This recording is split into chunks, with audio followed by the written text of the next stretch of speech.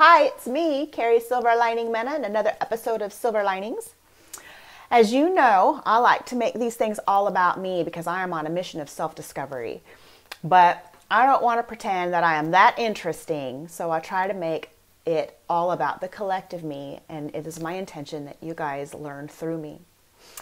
And my guest today, Dennis, through Erik, or with Erik, Erik through Dennis, helped me understand that that is what I'm doing in a way.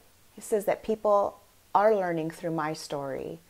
And of course we have such different paths, each of us, but I hope to be an inspiration in many ways, even if it's just being your authentic self. So we got a little bit deep today. I'm trying to find out information about what I did during my big healing. I'm still not entirely sure. I heard it again that I bit off more than I could chew, and I have to concur with that wholeheartedly. It was really brutal for me. I'm not even entirely sure what I did, and that's what I try to find out. But from what I gather is that not only did I heal for me in this life, but I also healed for my M6 group, and I'm assuming for, other incarnations of myself, maybe my concurrent fractals that I have been collecting. I'm calling them my fairies. And I also know that I would heal for the earth as a whole. It was trippy. I'm going to talk about that one day, but sometimes I would feel really bad and just, it was just real bad. And then a couple days later, there'd be some real big world tragedy, like a school shooting or something else. So I was feeling it before then. So I was doing a lot of healing and not understanding any of it. So I'm still trying to piece that stuff together. And not only did I have Erik on, I had a surprise visitor because Dennis brought with him Heath Ledger. And he just had a nice message and just talked about how, about some things about his life. And one of the reasons I believe he stopped by was because his messages were relevant to both me and Dennis in our own ways. And so I really appreciated that surprise. That was really cool. Thank you for that, Heath. And of course, thank you to Erik, even though I sort of got on my high horse last time with Jason and said, I don't need you. I love him. I love Erik so much, and you're not allowed to leave. And I also really appreciate Erik helping me to understand that my story, people are learning about themselves through me, because I feel a little uncomfortable about sharing my personal stuff, not because I'm like ashamed of it or embarrassed by it, but because I don't want to seem that I'm all that I'm that interesting. But I kind of think I am sometimes. And if I'm not interesting, I at least have the balls to come out here and share my shit. Gotta respect me for that. Okay, I'm gonna go ahead and get started on this video. What am I calling it? Dennis and Shadow Work. I have a very interesting story about something that happened to me not too long ago, so I'm going to share about that. So here we are, Silver Linings episode 7 with Dennis, Erik, and Heath, and action. Thanks, guys. I hope you enjoy. Hi, guys. It's me, Carrie Silver Lining Mena on Silver Linings, and today I have my friend Dennis Merenda. And I got an opportunity to be on his show, and I enjoyed it so much, I decided that I got to reciprocate and have him on mine. And when I invited him on, we didn't have any kind of plan. Well, he did the same with me. We just rolled with it, and it was a really good show. So I hope you got a chance to see that. And if you haven't yet, go peek at it. I'll somehow sneak that link into this link somehow. We'll figure it out. Okay, so hi, Dennis. How you doing?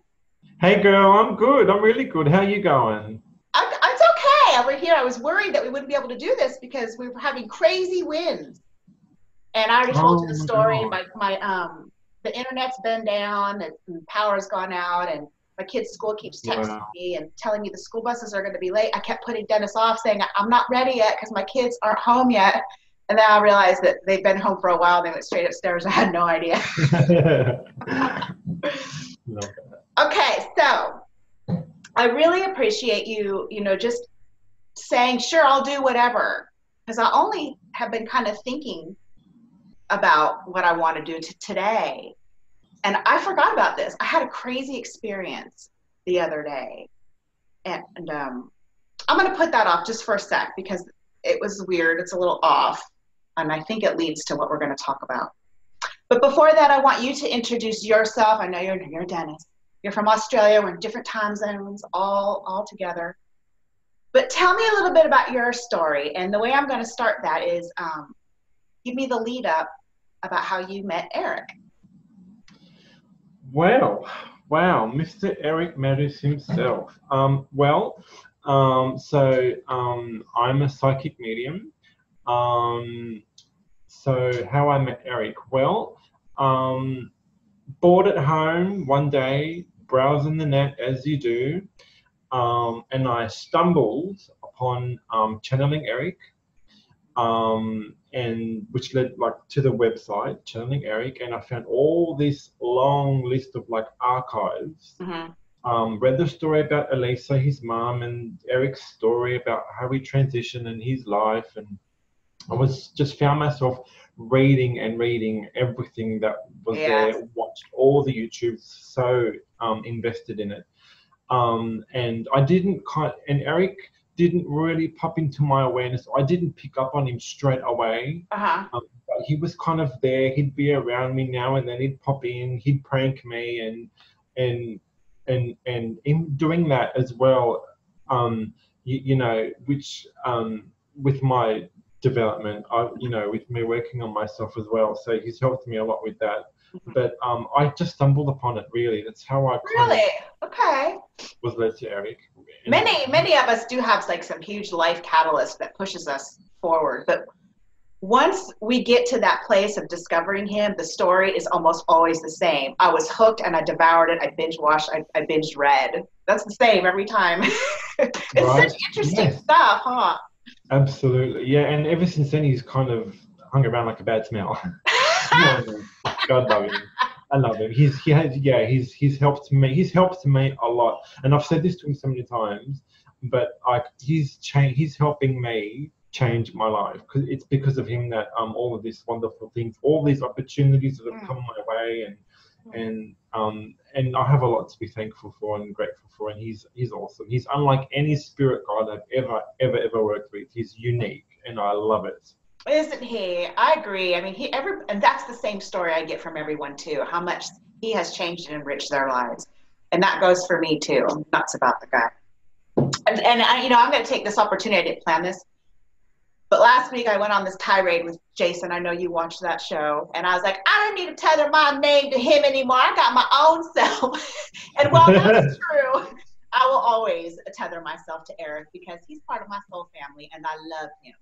But the point of all that was to know that I too am worthy of a spotlight, so to speak. So I'm never letting him go. He's not banished, and he can come on my show and around me anytime he wants. Yeah, he knows. Oh, he knows that. No, he loves it, because even he's saying he loves the fact that you're standing on your own 2 feet. He embraces that. He loves it. And Dennis the other day, he messaged me. He was watching that show I was just referring to, and so thank you for giving me that message. I already just knew it, just because I know where I stand with him. But that doesn't mean that I don't appreciate getting those external validations as well. So thank you, and thank Erik very much for delivering that. Okay, you have a surprise for me. Is it time for my surprise or not yet? Oh, yeah, sure. Why not? I mean, he's here, so why not? So yesterday, as I was kind of around the house, doing my thing, what was I doing? I was watching TV, I think. Anyway, I'm sitting on the couch watching TV, and then all of a sudden, bam, this person, the spirit, the soul, pops into my awareness, and straight away, without even me kind of acknowledging who it is, we start having this full-on conversation. Okay. I've never really connected or communicated with this person before. His latest life, he was an actor. It's Heath Ledger. I have Heath Ledger with me to my right. Hi, Heath. What are you doing here? It's so random. He says, "Hey, girl." He's like, "Hello." Hi. He's wearing jeans. He's wearing boots, and he's got looks like just a normal white plain T-shirt on. And he popped into my awareness yesterday, and we just started full on having this conversation. And I mentioned that, the next day, today, that I was going to be doing your thing. And I said to him, hey, if you want to pop in and say hi, if you want to come on and say whatever you want to say, we're down. No, Carrie would be down for that. We're down. So yeah. Oh, that's so cool.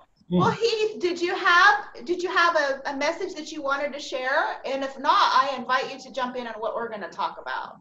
Cool. I don't know. Yeah, so I was actually telling Heath, in our conversation, I said to Heath, the movie that he did, okay, so Breakback Mountain, the movie he did with Jake Gyllenhaal, and I said to Heath, for me personally, as a gay man, I said to him, for me personally, that movie really, really helped me come to terms with who I am, and it's been a long, long, long ass journey, and I'm gotten to a point where I'm good with it. I'm happily married. I have my beautiful husband. Life's great. But I said to Heath, you know, that movie for me did a lot for me personally, because it helped me realize who I am. It helped me be comfortable and just embrace all that I am with my sexuality. And Heath was saying to me how, how with that movie role, he said a lot of leading Hollywood men were offered it. A lot of them turned it down. No one wanted to touch the role. No one wanted to go near the role. And he said he embraced it for all that it was. When he got the script, he read it and fell in love with the story. He's saying, and he and Jake got on really, really well, and there was, you know, chemistry between them two as actors and as friends. And he's saying he met Michelle Williams there. They conceived his daughter Matilda on the set. But he's also telling me that he loved his life as an actor was like a dream come true for him. He loved that. He said, however, there was a downside to it. He hated the intrusion. He's saying he hated the invasion of privacy. He wanted to keep his life, kind of his private life. He knows, he's saying, I know a lot of actors and actresses, singers, public figures struggle with this, but he struggled with it a lot. He did. He just wanted to, you know, do what he did, and kind of that was it. But he's saying he wishes he had longer, because there's so many things he wants to achieve and do, and he's okay with it now. It's all fine now. But and also he just wanted to say thank you to everyone for the well wishes, for the love, the support that he received. He gets it. He got it a lot. It's been, you know, a number of years, a lot of years since he's crossed over. But he's here. He just wanted to express his love to everyone, to his family, to his little girl, Matilda. He's still around her. He's saying he loves her with all his heart, and he's with her 100%. He guides her a lot. So, and he's saying he's a big fan of Michelle as well. He's with her. He's around her as well. He loves the work that she's doing. I like her too. She's so beautiful. I mean, I don't know her personally, but her energy feels beautiful too. Yeah. He's saying he met Erik, and he's a cool guy. He likes him. They've kind of, he's hit it off. He's something else. He's saying, yeah. Well, let me take a minute to make it all about me. That's my specialty. And as Dennis is sitting here talking, I'm thinking to myself, you know, well, I'm not a gay man, so I can't appreciate it in the same sense you did. However, I am here as one of my paths to teach and learn and teach about unconventional relationships. So I can relate to that part of it, and I can see how that would inspire others. And also a couple things too that brought up, because my gears are always turning and I want to keep the flow going. Another thing was that he was very brave to take on that controversial role. And I'm feeling pretty brave myself these days, taking on my personal controversial role. And one last thing that just today, like 2 hours ago when I messaged you and I said, in 2 hours, I'll be ready. I sit down and I was thinking that, and I don't mean to be vain about this in any way, but I have just enough fame to appreciate that kind of, I don't know what word to use. Adoration's wrong. I do appreciate the love I get.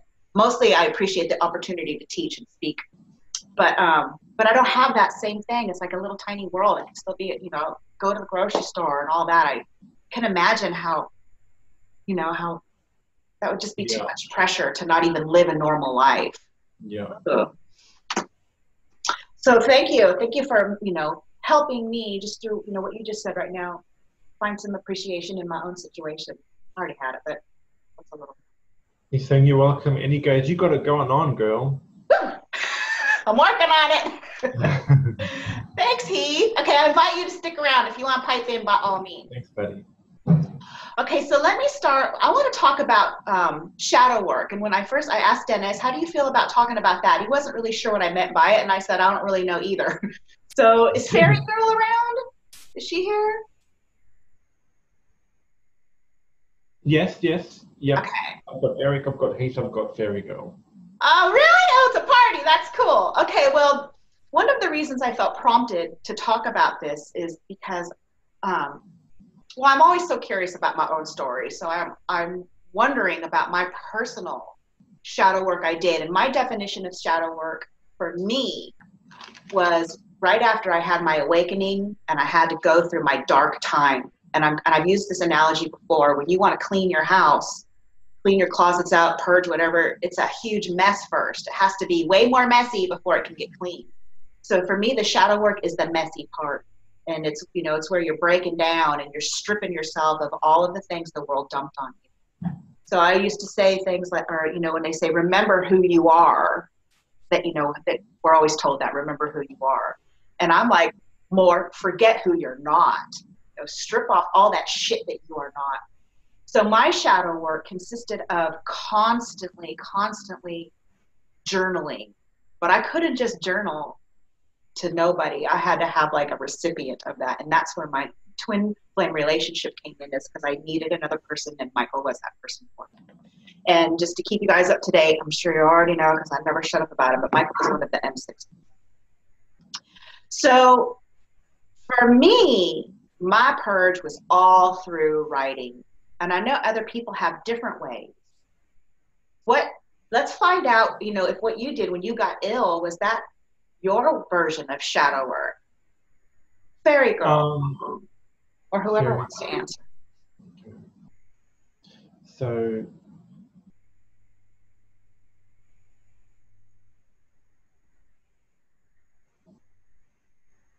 okay, so Erik's chiming in, and Erik's saying, so he's giving me this analogy of the onion, and he's saying it's like peeling back the layers of the onion one layer by one layer at a time. And Erik's saying how it's all about releasing everything that doesn't serve you, that doesn't resonate anymore. And it's he's talking about how it, as we raise our vibration, and we continue to grow, and as we continue to evolve, we need to strip back everything automatically, everything that no longer serves us. So and he's saying, in whatever way this happens, whether you're purging, whether it's you writing, or whether it's, he's saying situations will happen. Situations may occur, like you may have disagreements or arguments or whatever. Yeah. You have falling out with people, disagreements. It may become heated. It's that kind of a thing as well, which makes you kind of, he's saying, it makes you kind of want to step back and be like, whoa, what's going on? What's happening? Why is this happening? I had a lot of that. He's saying anything that makes you, always give me the goosebumps, anything that makes you start questioning, okay, why is this happening? It's all about releasing everything. Or thank you, Erik, saying it's all about releasing that shit that just doesn't serve you, because he goes, you can't be holding on to that shit that doesn't serve you. It's not good. It's not healthy. It's not good to hold on to it. So and Erik's stressing the point, this is different for everyone. It's not a one size fits all. It's not right.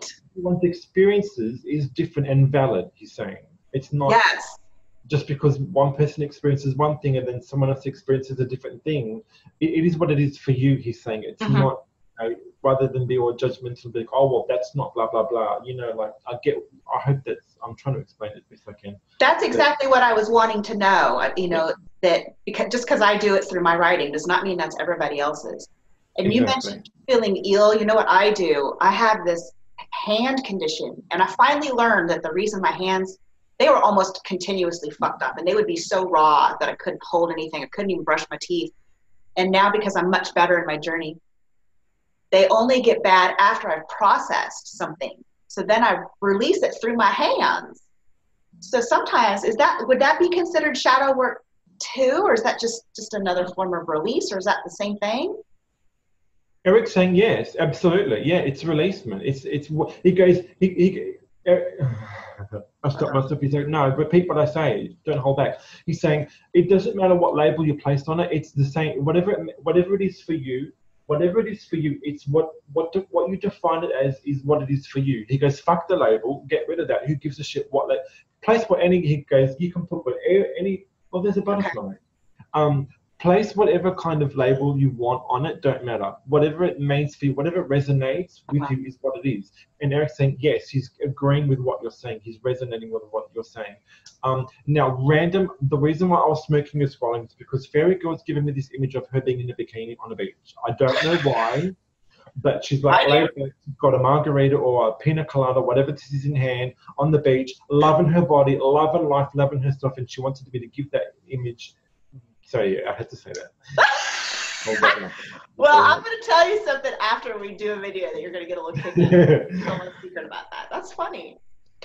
So, and one of the reasons I did want to address this is because I read so much still on the internet. I have crossed a threshold. All my surrendering got me to this place, but it wasn't too long that I was still feeling heaviness, and I didn't know how to really, I mean, you don't always know how. There's not a manual for it. Absolutely. So people get so stuck still, and I don't even know what question I want to ask or where to go with this. I guess maybe just to try to give them encouragement that it is a journey and it is a process, and the hurts and the ugliness and the uncomfortableness is just part of your process. Don't give up. If you're on this journey, you will reach your place.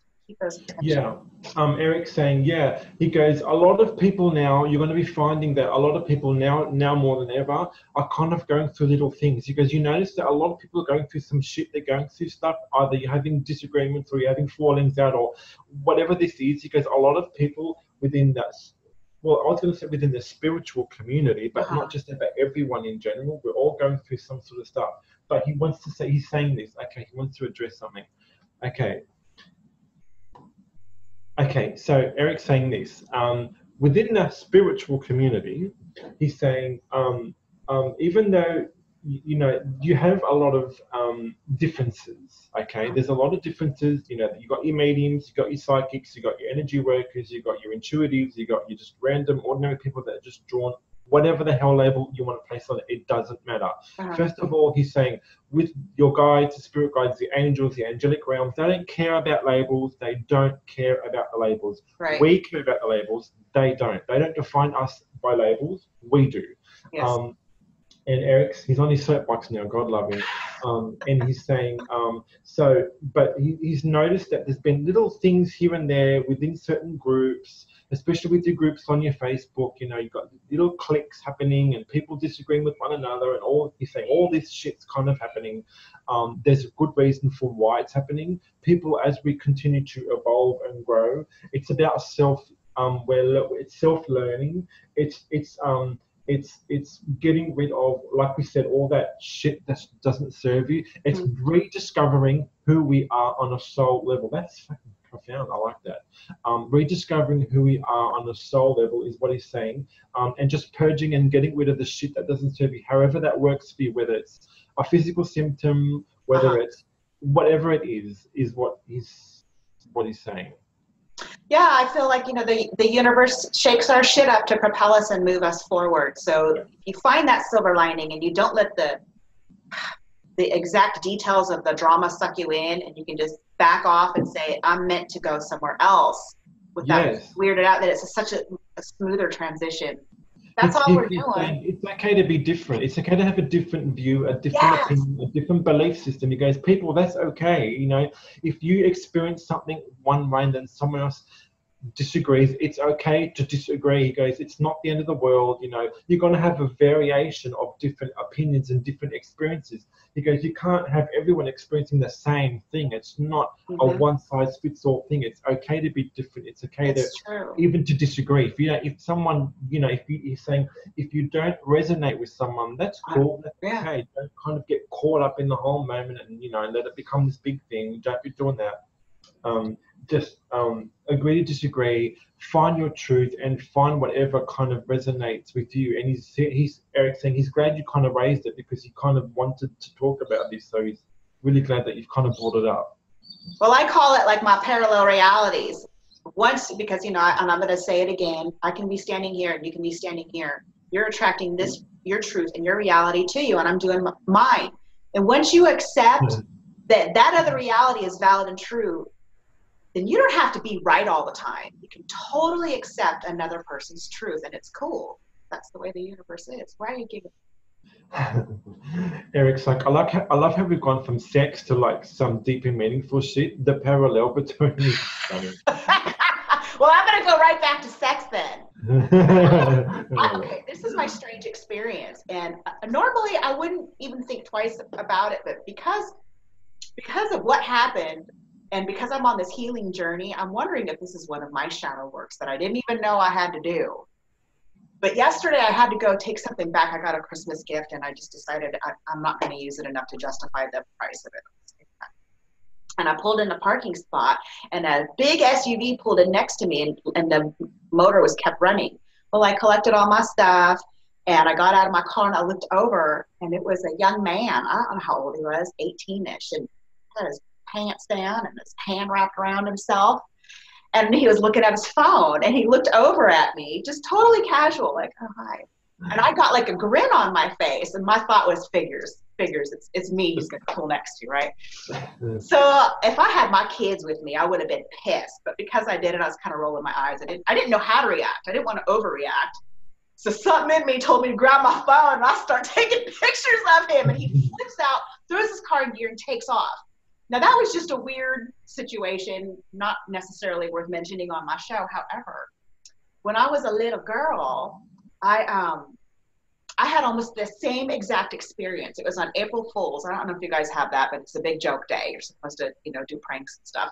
Well, this man, I was 7 years old, I'm walking to school, and this man rolls down his window. He's parked, and he says, come here. He says, do you know where such and such street is? And I said, no. He goes, come here, let me show you the map. I go over there, and I look in his car. There is no map. He was doing the same thing that other guy was doing. I was a little girl, and I didn't understand anything. I just knew it was wrong. So I grabbed my friend's hand, and I ran to school. Went to choir. It's a choir girl. And then before I knew it, I was being pulled into the principal's office, and I had police there. And so it wasn't the moment so much, but the after effects that were traumatizing to me. I still haven't done anything with these pictures. I don't know if I have some kind of moral obligation, or if I can just think to myself, it is what it is, and everybody's, pulling in these experiences to learn from. I don't know. But Erik, or anybody that wants to pipe in, was that on purpose? It was just so close. Is that something that I was supposed to process in some way? Isn't that a weird story? Erik's saying yes. Yes. No coincidences and no accidents. So yes, that situation happened for a reason, he's saying. He's kind of comparing it to, when with the childhood experience, and then it's kind of almost happened again. Yeah. He's saying that's not a coincidence. Huh. He's saying something about it's supposed to highlight the work that you've done, the self-growth and the self-healing. He goes, you can look at the situation and kind of think, oh my God, blah, blah, blah, like it was bad or wrong or whatever the hell. He goes, but strip the layers back of the onion and get down to the core of it. What it was for Carrie, it was a moment for her to show her, to reflect to her the work she's done on herself, the self-healing, and the point that she's at now, and all that work and all that stuff that's happened to her. This is kind of how he's explaining to her. I hope it's kind of coming across an articulation. Yeah. So, but he's kind of referring it to that and saying it's not a coincidence. It happened for a reason, to highlight and to showcase to you how far you've come. Okay.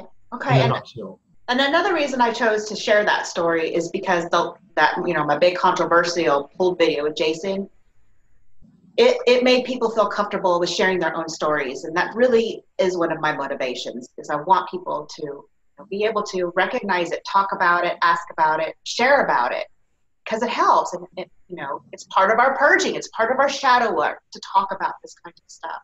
Yeah, Erik's saying, and you do that. That's part of your mission, your role, what you do. He's saying that's what you do. That's who you are. That's why people are drawn to you, and that's why people love you, because you do that. You make people feel good about themselves by sharing your experiences and your stories. Erik's saying, people can, it's okay to feel such and such, or it's okay to do this. You make them feel better about themselves.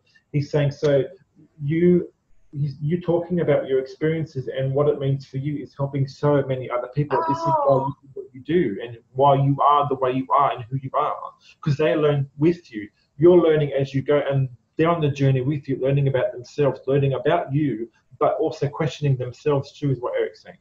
Oh, I'm glad he said that, because I am right on this. It's going to make me cry. I'm right on this cusp of the information coming to me, and the crossover is believing it to be true. And that is that my personal story is interesting and valid and worth sharing because it does teach. I don't want to be so,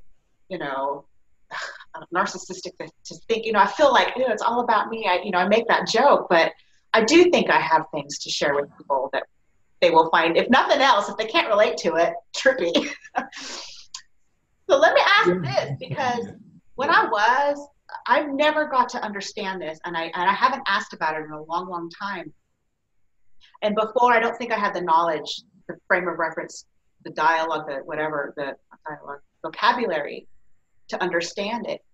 So I'm wondering if the guides can tell me what it is I did, because I feel like I took on an especially huge chunk of healing.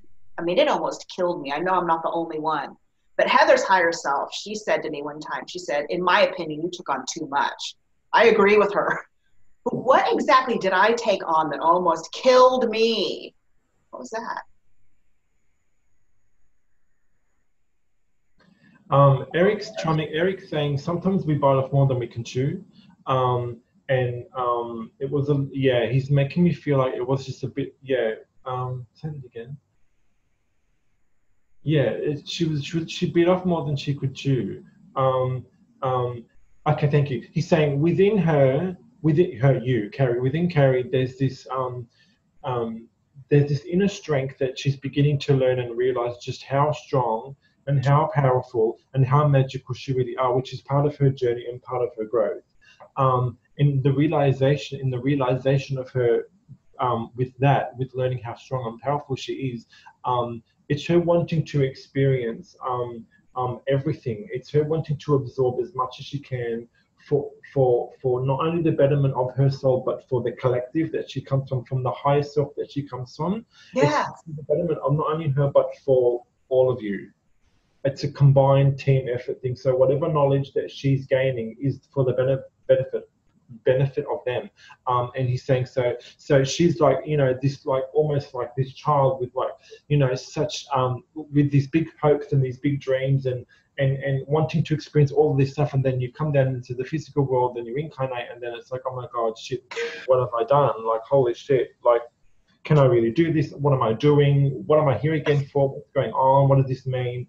But he's saying, but even the angels are saying it's nothing that she can't handle, because we know that she can. There are certain measures in place. They're explaining it. I'll just repeat word for word, but there are certain measures in place for Carrie, so that if it does become too much, there are certain measures that are put in place so that if she needs to back off a bit, then we can help her do this, in whatever way that means. I've got no idea. They can explain that further. But there are certain measures in place that she can back off if she needs to, or we can kind of take the load off, so to speak, however they do this. Okay. Yeah. Well, I think I'm done with all that radical stuff.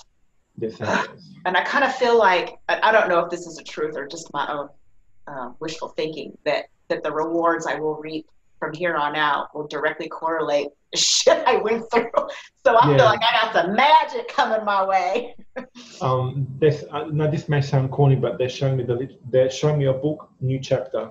There's a new chapter now. It's a brand new chapter for her, and that's what it is for Carrie. They're saying that's what the angels are saying. That's what it is for her. It's her starting that brand new chapter, and all that work she's done, all that growth, all that healing, everything she's gone through, the thick and thin, the good, the bad, whatever you want to, however you want to perceive it. It's her starting that brand new chapter, and they're saying this is why this is why she's going to get bigger and bigger and bigger and bigger and bigger, and all these opportunities will come her way. She's going to be really busy the next couple of months, if not so already. It's like a snowball. You can't stop that snowball from sliding down the mountain. She started all this and now she's running with it. She's going to get busier. She's going to be asked to be part of all these wonderful things. Opportunities are knocking on her door, so to speak, left, right, and center. It's all happening for her. That's true. That what you just said totally fits along with you know, a lot of the readings I've had, and one of them was a couple years ago. I've lived in this house for about 2 or 3 years now. Before I even lived here, I had a reading, and the medium said, are you moving out of the country or something like that? I said, no, we're building a house 6 miles away. I'm not going anywhere. He goes, I think you're going to be traveling a whole lot more than you think then. And that's starting right now. Remember Fairy Girl's little image of me in the bikini? Yes. I don't think I'll be wearing a bikini, but I'm going to be on that beach with a pina colada, I'll tell you that. I'm going to take a picture and tag you in it. Let's see, what else do I want to talk about? Well, you know, ultimately I do, you know, I'm all sneaky. I'm like getting a free reading here, but I really do want to be able to take all of my information and have others apply it to themselves. And again, because I don't really understand it's not that I don't understand the definition of shadow work, that's wrong. I don't know how to give people hope and encouragement when they're still in the middle of theirs, that it's not forever. But you know what? I talked to Voltaire the other day, and he said that the energy, the collective energy of the planet is becoming more grounded, and we're all kind of getting our shit together. Yes, oh yes, hell yes. Eric's saying absolutely, oh shit, yeah.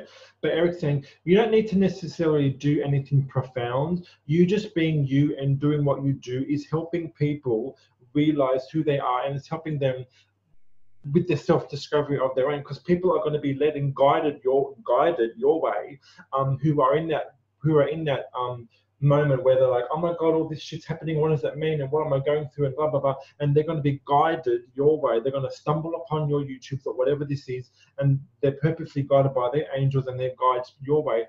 But Eric's really wants to reiterate the point where you just being you is enough. Doing what you're doing is enough. It doesn't have to be this big profound moment. It doesn't can, but it's not necessarily that. But she does a lot more than what she maybe she does realize, but he's saying she does a lot and helps a lot of people. Oh, well, she should realize, because he's saying she helps a lot of people feel comfortable and good about themselves and help them understand what it is that they're going through. And she's doing this, and she does that.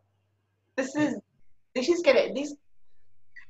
I don't know if he just put this thought in me or not, but when I have these moments, I call them like mutations. And when I had that, I'm not even going to call it a controversy, but when I had that thing with his mama, with Elisa, it was so cool. I just love her. Everything was fine. But that thing made me like change. It changed me. It raised my vibration. So in my head, I just heard him say, I'm going to make you vibrate. I could, this is going to change me.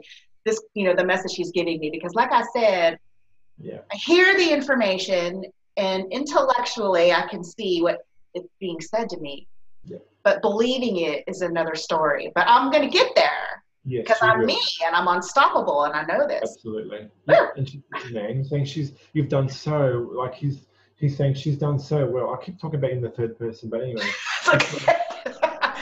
But I got to agree. I mean, I really did come so far, and I want people to copycat me.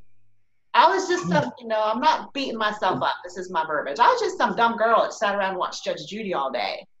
Not anymore. Traveling the world, drinking cocktails on the beach. I'm having a great time. I love this life.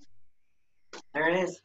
Heath chiming in and saying, even he can see and feel the difference on Earth, the energy of Earth. Heath is saying he can see it. He can literally see it and feel how different it was for when he was on his last incarnation as Heath, when he was on Earth last, with that latest incarnation he had. He's saying then to now, he goes, you can literally see the difference in how people have grown and how it's shifted and changed. He's saying you can literally see the shift and the change. And it's a good thing. He's saying it's a good thing. I mean, everyone's evolving at different rates and all of that, but he just wanted to chime in and say you can literally see the work that people have done. And thanks, bud.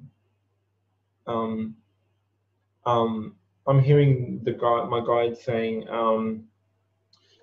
they're saying, what started off in 2012, what started off in 2012 was people starting to awaken and kind of rediscover who they are. Between now being 2019, in future years, there's going to be a lot more of that. And they're saying, 10, 20, 30 years down the track, people I don't know why they're telling me this is random related, but they're saying people are going to want to get back to roots, back to nature, back to a simple life.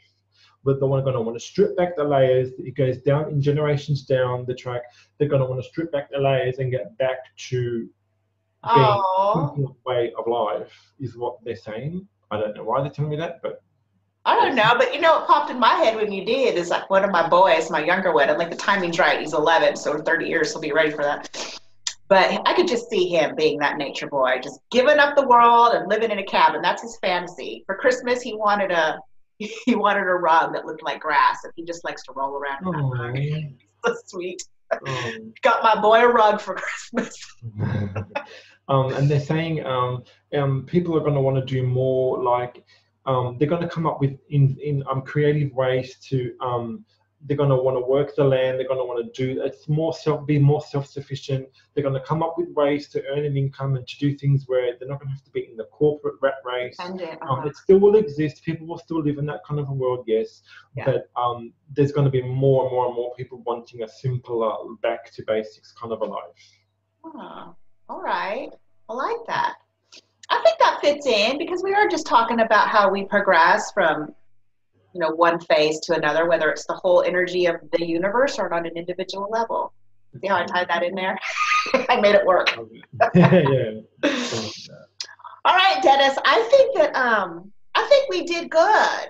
I think I'm going to wrap this up. We've been going for cool. I don't know how long. I never timed stuff. But I want to. Do you have anything that you want to add at all? You or any of the guides? Yeah. Oh, do you know what? Randomly, there's a bird. I've probably mentioned this before. There's a bird that always hangs around my window. Your red bird. Yeah, the black. He's a magpie. The black and white bird. Oh no, sorry. Jason had a red bird. Go. There's a black and white magpie here in Australia. They're magpies. Uh-huh. Every time I go live or I do something like this, this bird's hanging around. There he is. He's flying around there. Talk to him. What does he want? Anyway, I have no idea. Beyond me, I don't know. But anyway, I challenge you to hang out and have a conversation with him one day. I should do that. I haven't. I should, because I've been wondering this has been going on for months and months and months and months. So whoever, whatever it is, anyway. You're familiar. I'm gonna put you in Harry Potter. Now you've got your own little your pet. Okay, Dennis. Yay. I am going to wrap this up, and I appreciate you, hanging tough while my kids in the school bus never showed up. And also for being so flexible and for making me feel confident of just going with it. So we started off talking about a topic we really weren't sure about, but we made it work. And thank you to Heath. That was a nice surprise visit. That was cool. I didn't expect it at all. Okay. And Erik, thank you, baby. Thank you for coming back, even though I told you I don't need you anymore. I love you. I'm keeping you forever. He goes, you can't get rid of me. I know. I don't want it either. All right, Dennis. Thank you. And I'll talk to you another time, right? Sure thing. All right. Bye. Thank you. Bye.